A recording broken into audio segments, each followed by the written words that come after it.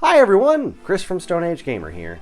Now, if you've ever tried to play Nintendo 64 games on your Nintendo Switch using a pair of Joy-Cons or a Pro Controller, you probably noticed that it's not exactly the best experience in the world. It functions, but the original N64 controller, the controller those games were designed for, had some pretty intrinsic differences from modern dual analog controllers. That's why Nintendo themselves even make a wireless N64 controller just for using on Nintendo Switch Online with N64 games. But that thing is nigh impossible to get your hands on. Fortunately, I have one of these. This is the Brawler 64 from Retro Fighter for Nintendo Switch. It's designed to give you all the functionality of that official wireless N64 controller for Nintendo Switch Online with a modern look. Let's take a look. Okay, here is the new Brawler 64 wireless controller for Nintendo Switch and Nintendo Switch Online from Retro Fighter. So let's do a couple of comparisons here. This is the existing wireless Brawler 64 for the Nintendo 64 itself. You can see it is shaped exactly the same. These are the same builds in just about every respect except for a couple of unique features, like the turbo and clear buttons have been replaced by the minus and home buttons, and also you've got these two extra buttons here. Here's your capture button, and this guy right here switches what mode the controller's functioning in, and we'll get to that in a little bit. Weight-wise, they feel exactly the same. If you're familiar with Retro Fighter's controllers, then this is not going to come as any kind of surprise to you, the way this thing looks and feels. It's got a really nice solid weight to it, and that is kind of that. So comparing it to the Switch Pro controller, you can see that like some of the stuff is moved up to the top, like this is the home button now instead of being down here, but you've got your basic shape functionality as a Pro controller, but it is missing that second analog stick because this is just designed to work on N64 stuff, although it also works great on the Super Nintendo and NES. Anything that doesn't require a second analog stick, this controller will work just fine. But it registers on an N64 on the Switch as the Nintendo 64 controller, which when I show it to you in action, you'll see what I mean. The Switch recognizes this is an original N64 controller, but the new wireless one that Nintendo makes for the Switch, it registers on the Switch as its own unique controller. And as you can see, this is laid out more like this. You've got your 6 face buttons. The C buttons are considerably larger on this. They feel more like regular buttons than they do on the N64 original controller. But your B and A are in the same place, your starts in the same place, so it feels very familiar. You know, you got your L and R. The Z button's been split in 2. Since there was only one Z button, you can access it from either side.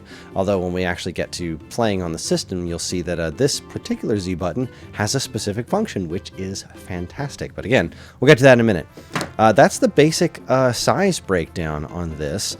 I also wanted to show you this guy right here. This is the blue version of the Brawler 64 for Switch, and I am going to unbox it for you and kind of show you how this one looks. It's basically the same thing that we have right over there, but it is worth pointing out that all the colored ones, minus this solid white one's pretty slick looking, but these guys here have the same color layout as the N64. So if you're used to calling these the yellow buttons or the green button, blue button, the big red start button, that's all there. It all is laid out exactly the same. And that's kind of really all there is to show at this point. The really cool stuff that this controller does, we should probably take a look at on a screen using a Switch. So let's go ahead and do that. Alright, so here we are in the Nintendo 64 app on the Nintendo Switch, and here's all the games lined up and running through the menu, and just these are the sounds that it makes. This is how it works. We can go ahead and run down here to the settings. I'm just showing you this on the Switch Pro controller to get started. So the controls themselves are, oh, they don't really show them on here, do they? So let's go into, I don't know, let's go into Super Mario 64. And I'm going to load up a save state, and that on a Switch Pro controller, you press both of those buttons together, and I'll go ahead and load up that suspend point here, and run around as Mario for a minute. Now you'll see that if you haven't played this on the Switch Online, most of the C buttons are kind of mapped to the right analog stick, which is, you know, it's okay. It's certainly a solution. It's not a great solution, but it doesn't, especially in any games that you would play where those are genuine button presses, like say we were playing Ocarina of Time. And actually, you know what? Let's do that. Let's go to the game selection. Let's go to Ocarina of Time here. And I'm gonna load up a save state here, which, no, I don't want to save. I don't have any items attached to this yet. But you can see the C buttons over there are mapped to this, which, you know, using this to use as a button press isn't the greatest thing in the world. So what I'm going to do is I'm going to go back to the menu here and watch what happens when I sync up this guy. Haha. So it has unique functionality on the menu, and it changes the color and the sounds. It actually makes all the sound effects Mario 64 themed. Oh, here's the D-pad here. Oh, because I'm on player 2. Oh, nuts. So, well, another good thing, this has a home button. So let's go down to controllers here, and we're going to change grip and order. And you can see when this syncs up, if you look at it, it registers as a Nintendo 64 controller, like specifically as an N64 controller. So that's a pretty neato thing. So we can go ahead and back out of this, and we're going to go back into the N64 app here. And now listen to the sound effects. They're all sound effects from Mario 64. So now if we go into, oh, I don't know, let's go back into Mario 64 here, that little sound effect, the way it starts up. It's me, Mario. And playing the game, let's see, we're going to use the start button here and jump into this file. And it has the little grippy grooves, see the little hexagonal grooves like an N64 controller does. Doesn't have any sort of perceived lag or anything. It just runs the way you'd expect it to. And the C buttons work like the buttons, like in the N64 controller, which is pretty great.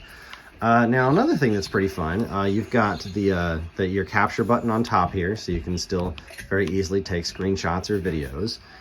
You've got your minus button that works as the minus button on the Switch Pro controller, but you also have a home button right here on this guy right here, which is pretty different. If you use like the Super Nintendo controller, and I would assume that the N64 Nintendo Switch Online controller has a home button somewhere on it, but I don't actually have one, so I think it might be up at the top. But regardless, if you press this button up here, what I was saying earlier in the when we were showing what it looks like, this button switches it into a different mode where it registers as a Pro controller instead of an N64 controller. So if you want to use it on games that don't support the N64 controller, wake up, Mario. You're on the clock here, buddy. You can actually use it as a standard controller instead of an N64 controller. It'll just kind of change the way the buttons are laid out, which is neat. But one of my favorite things, I use the Super Nintendo controller on my Switch all the time because that is a great D-pad. This guy here, this is one of my favorite controllers ever, but the D-pad is horrible. It registers incorrect inputs all the time. This guy has a great D-pad, and so does the Super Nintendo controller, but what it doesn't have is its own dedicated home button, and this one does, which is pretty great. But another thing, you saw me on the Pro controller go back to the menu by pressing those two buttons together. This one has it mapped to the right Z button. So I don't have to do the whole double button press thing. I can get in and out of the save state and reset game selection menu at the press of a button, and it is pretty darn swell if I do say so myself. And like I said, D-pad works great on this guy. So you're playing Dr. Mario 64, D-pad works great. If you're playing any of these 3D games or even Pokemon Puzzle League or whatever, the 3D games work fantastic with the analog stick. All the buttons have a really good feel to them, really good give, and that's kind of the breakdown. That is how this thing works, and it is a pretty darn good way to get the best out of your Nintendo 64 games on Nintendo Switch Online. The wireless Brawler 64 for Nintendo Switch is available now at StoneAgeGamer.com in a variety of colors, and, well, it's a darn comfortable controller if I do say so myself. Thanks for watching, everybody. If you liked what you saw here today, please follow, comment, like, subscribe, share, and let us know down in the comments which Nintendo 64 and Nintendo Switch Online games are you excited to play with a Brawler 64. Can you not wait to get your hands on GoldenEye and play it with a bunch of friends with some actual modern controls? Wouldn't that be swell? I'm looking forward to it. Thanks again for watching, everybody. On behalf of all of us here at Stone Age Gamer, keep playing games.